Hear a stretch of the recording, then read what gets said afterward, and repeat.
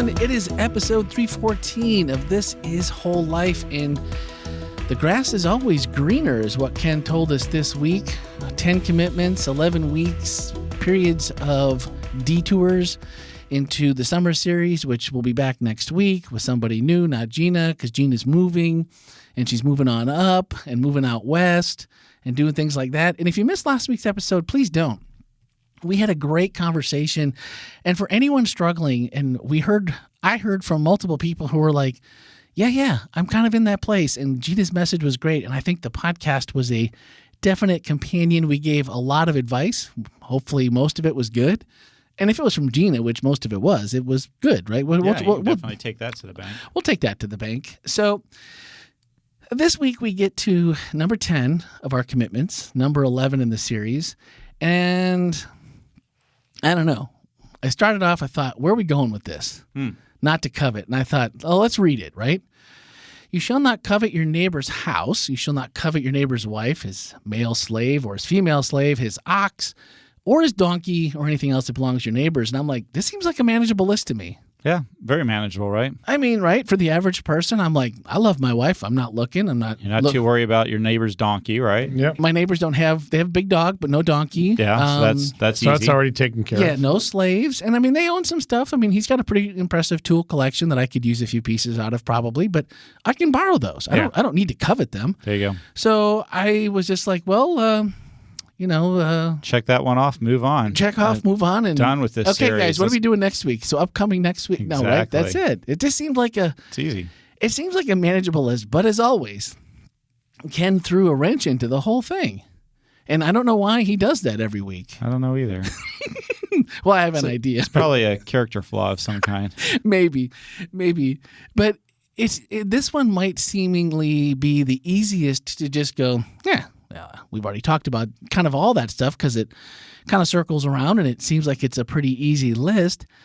But then you talk to other people who, like, I love social media is bad because it makes me jealous of everybody else. And that's a real thing. I mean, I don't want to make light of it too much, but there are people who's like, man, look what they have, or look at the vacations they go on. That's a good one. Yeah. Look at the vacations they go on, or all the different things. And it's like, yeah, it's probably a different tax bracket than I'm enjoying right now. So it is what it is. I guess the real part of it is, Ken just came down with, and this was the one that's been sticking with me. Jesus knows what he's doing. And it seems like, okay, that should be it, right? It's a pretty easy list. Jesus knows what he's doing. So, I think that's a true statement. I can live with that. Jesus knows what he's doing. And where's the difficulty in this one? Did you find difficulty when you put this one together? Did you go like, man, I really wasn't expecting a roadblock or a sidestep, or no, this is pretty easy. I think they're all going to be on board with this one. I always go looking for the roadblock, so that's yeah. And then you found it pretty easy, didn't you? It wasn't as hard as you might. Nobody's surprised. What am I talking about? No, but I loved it. There is no limit to what we do not have, and I'm like, oh boy, there we go, the endless list. Because this is even seasonal, is what I thought in my life. Because there's a lot of times I look back and go, man, do you remember when everybody wanted that, or that was really what you needed, or it was how do we know what we need and what we'd like and what we need help on? Because I don't want to feel bad for wanting things, and maybe some of them are necessities. But necessities, I just speaking from experience, I'm pretty good at convincing myself that, my Harley would run more efficiently. It would probably get, more miles per gallon if I maybe got some new paint or some new accessories, or our mind can justify anything. How do we distinguish with how do we talk to God about this in a logical conversation that leaves us with some answers or with some contemplating? Because it feels weird. Well, God, I really want this, and I think you're telling me that I should have this, but it's not happening. So what am I missing? So, I go back to when this, you look back at how the children of Israel must have looked at this and seen this. Because in all and by the way, Ken brought this up, it is a state of mind, right? I mean, it is, if you act out on it, then you break the seventh commandment, the thou shalt not steal. But it is about discontent. But can you bring that into what you were talking about, Randy, in terms of it's not just my neighbor. It's not just, is it something that I don't have now that I wish I had, and I'm not going to be satisfied until until that's taken care of. Yeah. And that's the part that I think, I don't know if the children of Israel looked at that and thought, I'm discontent right now. Oh, and then all of a sudden they started realizing not only does Cain kill Abel because of this, but all through their lives, I mean, you look at the ways in which they looked at other nations even. Yeah. I was in Istanbul? No, I was in Athens. We took a it sounds really pretentious. Jeff, the world traveler. Yeah. Well, now we know. He's trying to tempt us on that 10th commandment already. There we go. You guys didn't go? What's the deal? I know. How come you guys weren't along? Well, we're not jealous. But come to find out, in one of the museums, this was a tour that the conference took us on, obviously, before Ken got here, unfortunately. But the other nations around Israel, the Philistines, the Phoenicians, most of the nations around Israel were considered to be probably more advanced in their art, in their architecture, in their ability to navigate the seas. I mean, the Israelites were more nomadic, mountain-type people. And it would be pretty easy to look at the nations around you and say, Lord, how come we're not like that? Yeah. How come we don't have what they have? Especially when those 10 commandments were given, they're exactly. out on a 40-year camping trip, right? I mean, that's like, hey, when can I get a house already? I mean, we're in a tent and trade that tent in after. I mean, I go camping for a week, and I'm like, I'm good. I'm 40 years later, I mean, Emmy and I have been reading in her Bible at night, and we're in this Deborah the judge and this period, and it's like every 40 years, and then it's 30 years of exactly what you're talking about, Jeff. It's like, well, we forgot all the things the Lord did for us, and then another judge arises from the ashes. In 40 years, they wanted to be, and they followed, and they enjoyed the fruits of God taking care of them. And then it's just like, and then the story, and it's like they start the story. They say, and then 30 years of they just delved back into worshiping idols and to being like all the rest of the people, wanting what they want.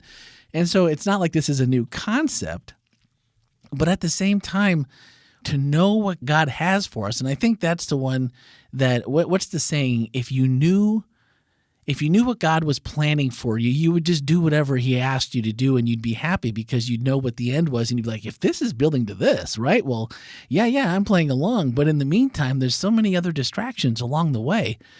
It took me a long time to get to the point where I was just like, look, whatever I have, and I just need to be happy in who I am. And, we talked about it, Gina and I talked about it last week, and with Anderline the 2 weeks before that, with this whole thing of being happy with ourselves.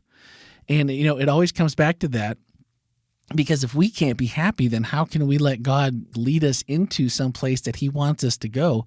And I just found us coming back to that same place, or myself coming back to that same place this week, and thinking to myself, maybe more than ever, we're at this really weird place with being post-pandemic, and people, all the mental health issues, and people just struggling with so many different things. And I thought, man, this might be the message that is trying to unbury yourself from whatever that looks like for you. Maybe that's the struggle that so many of us are probably working ourselves through. And maybe this is the one that might be actually one of the hardest instead of one of the easiest to try to figure out, how do I navigate this? Where's a good stepping off place to say, all right, I have no idea where this goes. I know what I think I want. I think I know what is right and what's wrong. But there's got to be something more than just saying, I guess I'm waiting it out. Or is it just the waiting game and the trust and the building the relationship? Yeah, when I was listening to the sermon, I was trying to figure out what is it that, because this translates really well to all times. This isn't just about Israel. That's why it's really hard. And then this series, by the way, Ken, has been good from the standpoint of helping us understand that it's not something that was done away with because, there's a New Testament text that says, I didn't come to abolish, I came. It's not because of that. It's because this is so applicable in a universal way to our lives in so many different ways. But this particular text has so much to do. And I think I'll give you 3 things, and Ken, you can add. It's not a comprehensive list. But I do think that, first of all, a scarcity mindset, that if I don't get this now, if I don't go for this, and if I don't think of this as being my time, I shouldn't be, discontent, but it's not going to be good down the road. So I think there's that scarcity mindset that doesn't help us.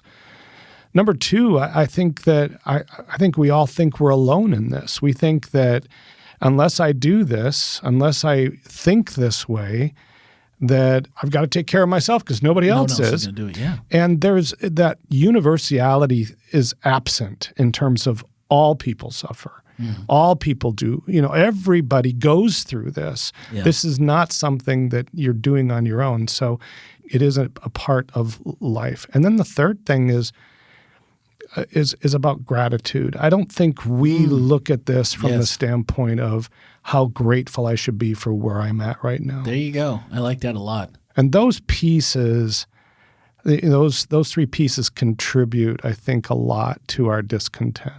So real quick, give me something just off the top of your head that makes Jeff happy and that Jeff says, man, I have gratitude. If nothing else, if everything else is wrong or whatever, what's Jeff grateful for?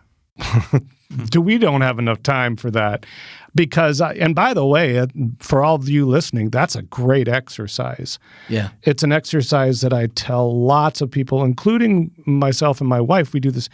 We do a gratitude journal where we literally write down things that sometimes go missed because it's like peeling an onion. You don't get to some of the good stuff until after you get past. I cried a little. And you start to realize, you can complain about a lot of things. And by the way, it's easy to complain.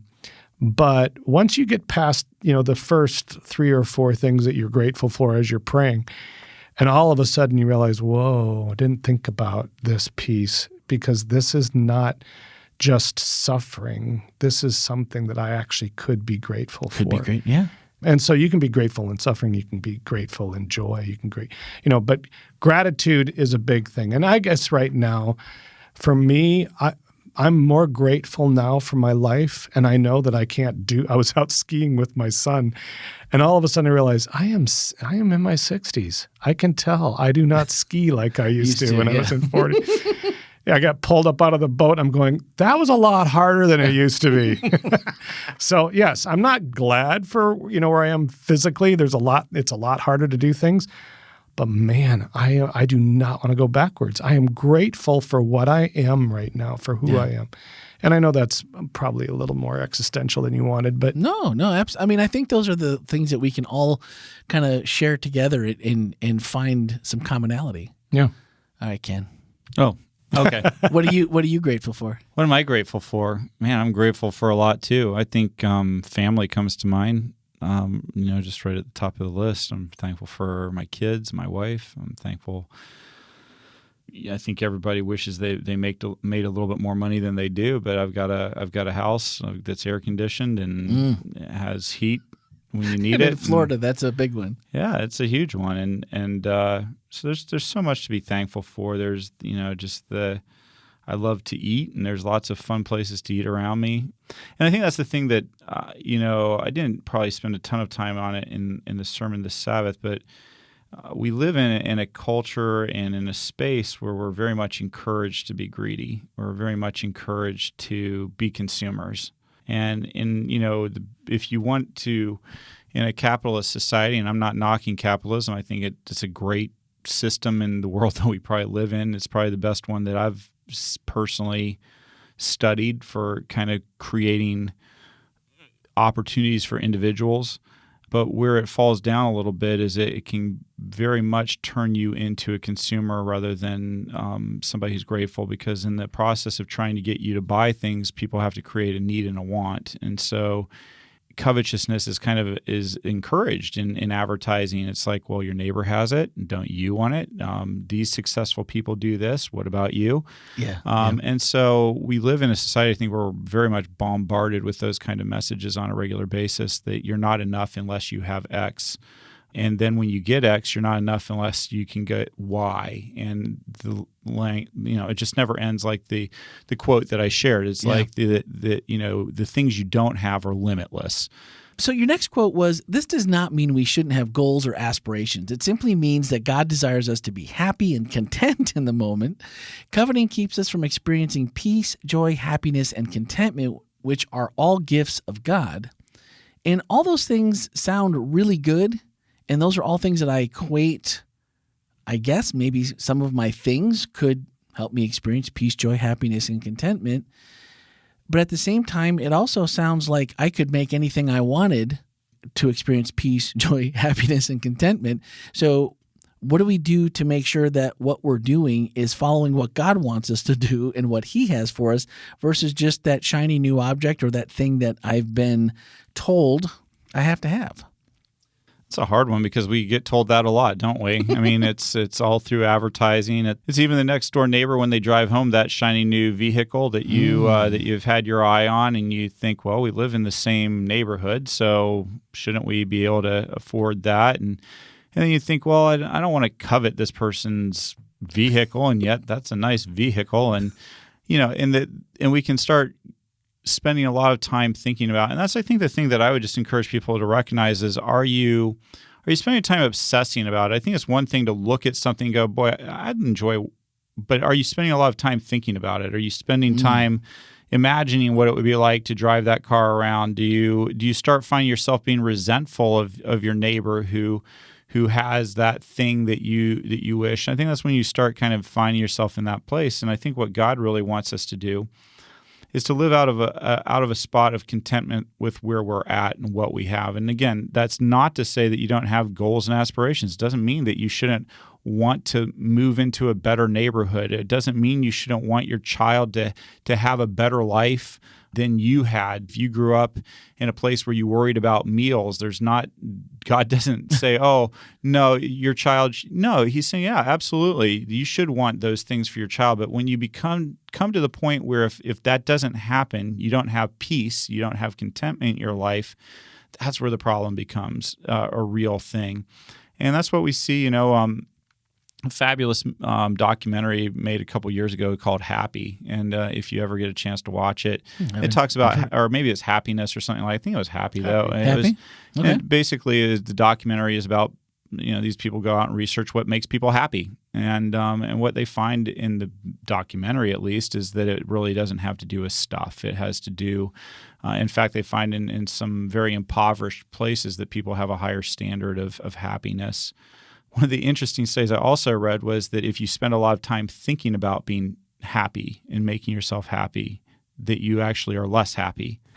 And so I think the point is to, instead of looking at how can I make myself happy, think how can I make the world around me a better place? How can I help my neighbor rather than wish that I had what my neighbor had? How can I make others better? I think that's the part that brings real contentment and peace in life, and that's what God is wanting us to point us towards, is how can we be of service to other people? How can we be grateful for what we already have? And how can we make the world a better place instead of making it a better place for one person? I think that asking the question, am I poorer or richer than God wants me to be? Yeah. Am I fitting into His plan somehow? I think God wishes for us that we follow Him, period. I think that is probably the most important thing that God's asked us to be a part of, is His work, His ministry, His life. And then I think it gives us different eyes. And it gives us eyes to see sometimes that contentment, that peace, those gifts in some of the hardest, difficult situations. Christ on the cross we always look at that as being probably one of the hardest things that anybody's ever had to endure. And here he does it for us on the cross. And we all think of his life as a life of anguish and this experience, is a life of anguish and pain. And it is. But he's singing a song while he's on the cross. That's the part that was interesting. It was a song that was from Psalms 22. And here's Christ singing this song in the midst of the hardest time, the hardest thing he had to go through in his life. And the part that I look at and I think those are the eyes Christ wants for us, to be able to see contentment and peace even in the hardest of times, and even and sometimes, by the way, when it's easy, it's almost just as hard to see contentment when it's easy. Well, and I think sometimes even when we're stuck in a rut, we're in a place where, maybe things aren't going so well. And it's kind of been my week, maybe my last 2 weeks. I don't know. It's just been kind of a funk. And then this past Friday, we have a little fish pond with some goldfish in it and a little waterfall, blah, blah, blah, out by the front door to our house. And all the neighborhood stray cats come to get a drink of water, and then they do their business in our flower beds, and it stinks. So anytime we see them, I'll actually throw things at the cats. Heather's much nicer than I am. She just yells at them. And we're eating breakfast. She goes to the kitchen to get something, looks out the window, and is like, "Hey, get out of my pond!" And she's yelling, and she goes out the door, and then she realizes it's a dog. So we have this full-grown, gray-bearded black lab stuck in our pond. He's shaking. He's obviously he's just a real gentle boy, but he's drinking pond water. We're like, no, don't drink the pond water. That's going to make you sick. And we're trying to give him fresh water. He can't get out of the pond, so we don't know if he fell in or if he was so weak he just jumped in to try to cool himself off because he couldn't get his temperature down. He was just going crazy. So finally, we, with the help of a neighbor, and we went and got a sheet and got him out and got him some water, treats, dog food, none of which we have because we don't have a dog. But, the neighbors all kind of pitched in. And then my girls, they walked him all around the neighborhood like anyone missing a dog. Anyway, my girls are all allergic. This is a long-haired lab. He reeks, probably because he's had some problems before he got to us. Now he's been in the fish pond, which doesn't, the water smells horrible. So they give him a bath, and the neighbors bring a crate over, and he sleeps for like 8 hours on the floor, doesn't move. And I'm like, did you put a mirror over there? Is he already gone? So Saturday morning, got up, and everyone's throat's itchy. They can't take it. So we named him Chester because we didn't know what his name was. We put signs up, and I'm like, look, we got to take him to Animal Services, which we did. He was just a really good boy, did what you told him. He was clearly somebody's pet. Saturday afternoon, we get a phone call from the owners, and we had posted it on Nextdoor and Facebook and all these different things. And my phone is still going crazy with all of these updates because it was like, hey, okay, now he's at Animal Services, and all these people were just like, man, we need more people in the world like your family. And I'm just like, all we did was fish the dog out of the pond and give him some food and a bath. And I think part of it, and that's not a toot their own horn or whatever, and it wasn't anything difficult that we did. It didn't cost us any money. It cost our neighbors money because they're the ones that donated the food. We just had this wet dog smell in our house that we're not used to for the night.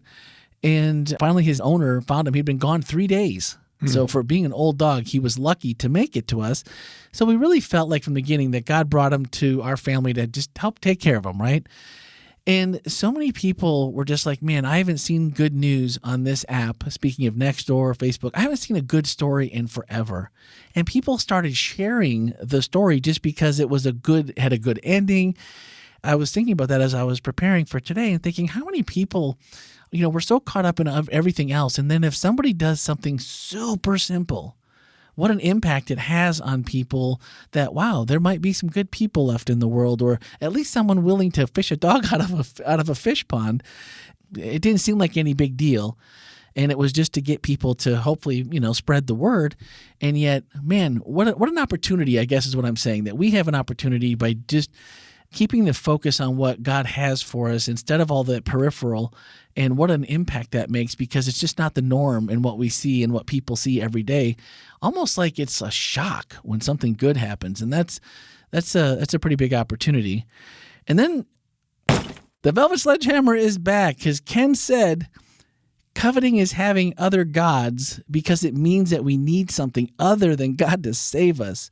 When we covet, we believe God is not enough. Oh, that one hurts a lot. And then you think about it and you're like, yeah, he's not wrong. And that one has just stuck with me. And the idea that Ken said the final commandment brings us full circle back to the first commandment. And he used Colossians 3:5. Therefore, put to death your members which are on the earth, fornication, uncleanness, passion, evil desire, and covetousness, which is idolatry. Do you like that? And I'm just like, hadn't thought about it that way. I had never thought about it that way before preparing the sermon either. And Wow. I came across that in some of my readings, and I was like, wow, That's that crazy. changes it up a little bit for me. It does. Because coveting is idolatry, and it makes sense when you stop and When you do. when you think, you're like, that's true. But I think what, obviously God is genius, but I think what's just so amazing about the way that God hands down these 10 commitments to us is he makes it this infinite loop. It's like once you think you've got this down, go over it again. And once you think you've got that down, go over it again. Once you and that's the part I hope that will drive all of us to do better than the religious folks in Jesus' day. They thought that just simply keeping the letter of the law, literally keeping it the literalistic reading of this law was going to be enough, that was all that God required of them. And how sad for them. Yeah. And how sad for us if that's what we settle on. Because there's so much, we can look at it as like, oh, this is such a heavy load, or we can think, wow, what a big blessing that God gave us the opportunity to find more contentment, more happiness, more peace in a messed up world.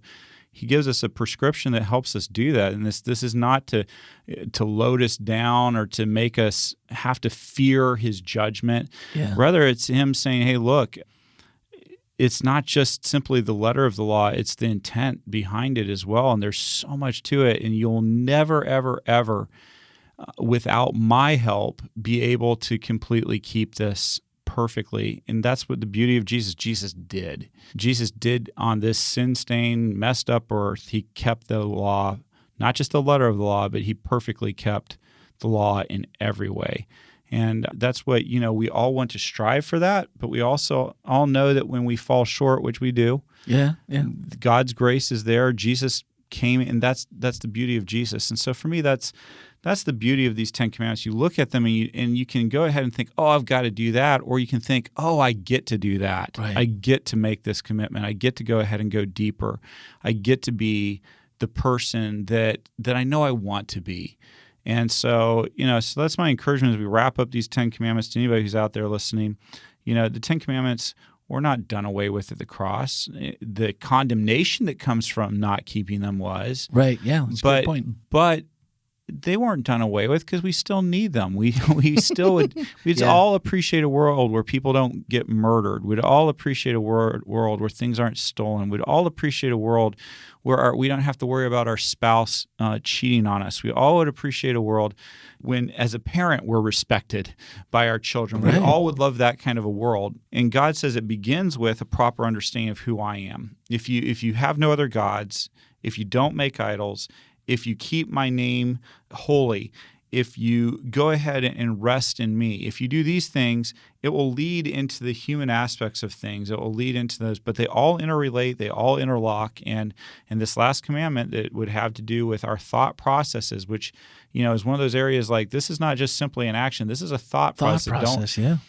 It goes right back to that first commandment. It also is a thought process and also has to do with coveting, with having something that you think can take God's place. If I have this, then I don't have to have God in that sense, or I can put them together somehow rather than saying, you know what, God, you're enough even if I don't have this thing over here. I like, though, that we have, or you have, taken this and just said, yeah, we make a little fun about, well, this is an easy one, but to then drill down a little bit, and then what you just said about it's almost reshaping your thought process. And if you can, kind of take the edges off and make the corners smooth through a little bit easier, and pretty soon you might find that you're on the path to being content in all 10 of them. Yeah. And even though we're not going to keep all 10 of them perfectly, we're going to grow. And part of that, it's just like being a kid, and when you get the good job from your parents, Yeah. right? That's a big deal. And it's still a big deal from God when you feel like he gives you that nudge, like with the dog thing. It was just, again, we gave no thought. We rescued a dog. But then afterwards, God kind of gives you the nudge of people. And I took the opportunity to, sprinkle a little Jesus in the comments. And like, if we were all a little more like Jesus, wouldn't we all be a little bit happier in our world? And people liked the business out of that. And it feels good to try to spread a little bit of positivity. You have to remember that story, though, Randy. That's preaching gold right there. Like those are the kind of stories that preachers like to get, because there's so much. Oh yeah, there's so much.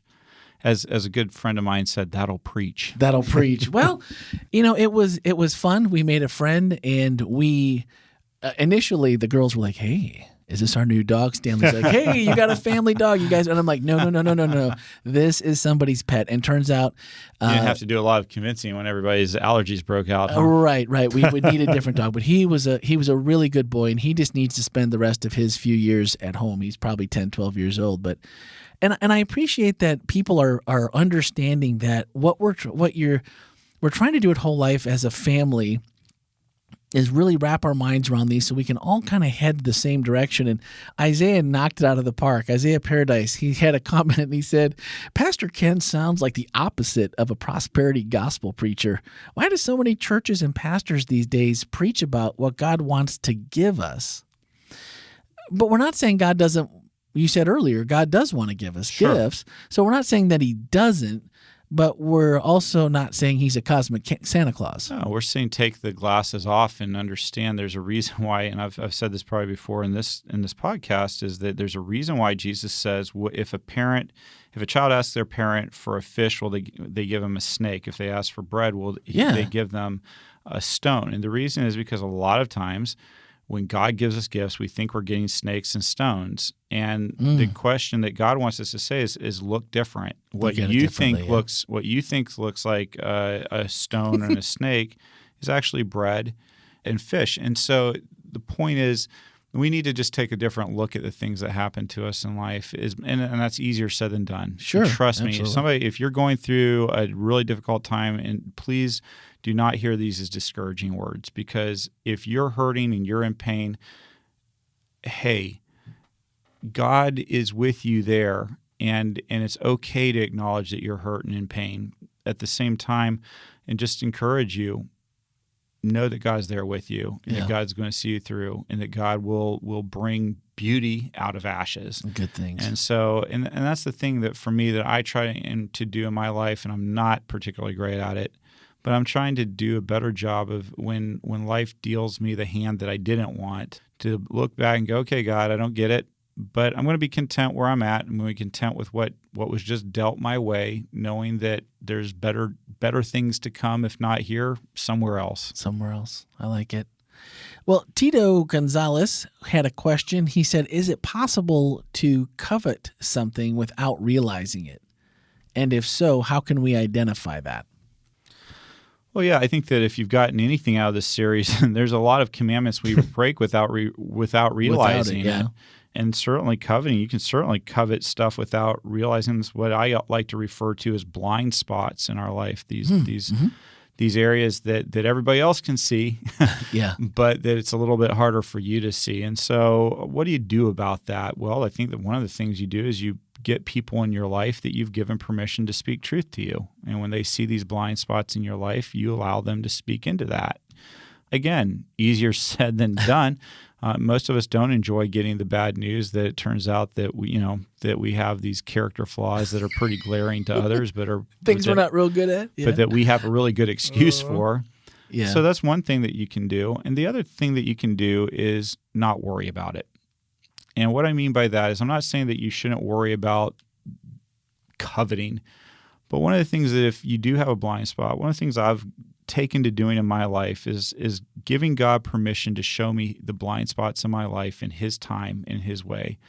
I've come to really believe that if God showed me all the flaws I have in my life at one time, it would be pretty overwhelming, and I would be, it would be very overwhelming. It would be, yeah. And so when I say that, I'm not saying not to worry about allowing God to change your character. What I am saying is give God permission to change your character in His time and in His way, and recognize that until that happens, God's grace is sufficient for you. If you aren't perfect, if you're making mistakes that are blind spots for you, the Lord loves you, and if you put your life into His hands, you're going to be just fine. That's great. Always easier said than done. That's the best part of Q&A. It's always easier said than done. But that's kind of how it goes. Jahimi had a question, and have you seen this question? I'm not sure. I think I read through most of them. So okay, so how is it that whenever Jesus breaks a bread, He is breaking the believer? And Stanley said, correct me if I'm wrong or if I missed something that Ken said, but I believe that breaking bread symbolized Christ's body being broken. And then Jahimi said, that's what I thought in the old days, but none of Jesus' frames, I'm assuming his bones, really got broken. Is it the believer that is being broken? Yeah. On this one, I'm quoting Jesus. Jesus said in multiple places in the Gospels, you can read this, 1 Corinthians also, He says, this is my body broken for you. So Jesus Himself says His body is broken. Does that mean His bones are broken? No, because the Bible says His bones were not broken. Right, yeah. However, His side was pierced, so His skin was broken. He was whipped, which broke his skin. You, yeah. And so His body in many ways was broken physically for us. And then the other beautiful part of it is that in the breaking of His body, it's given to all of us. We all have the opportunity to receive that broken body that Christ gave up for us. So, Jahimi, I don't believe that it's referring to believers in when it's saying the broken body. I believe that it's actually referring to Christ. And the cool thing is that when we partake in communion, we're all partaking in the body, the symbolic body of Christ, and it symbolically links us all together again and restores us to the community, to the family that God always intended us to be, where we're not broken apart by sin, where there aren't rifts between us. And that's the beauty of that word communion. It comes out of the word, community. Yeah. And we come together and commune.